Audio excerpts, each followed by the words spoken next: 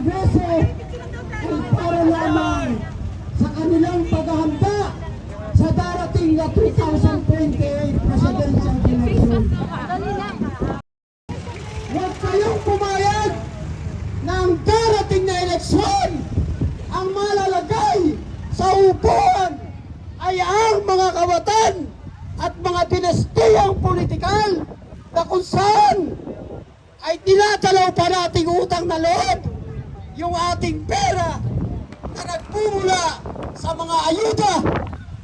Huwag nating tignan na ito ay utang na loob natin sa kanila. Ngunit ang ginagawa ay sa pamamagitan ng ayuda. Mga kasama, at naway ipagtagumpay natin ang mga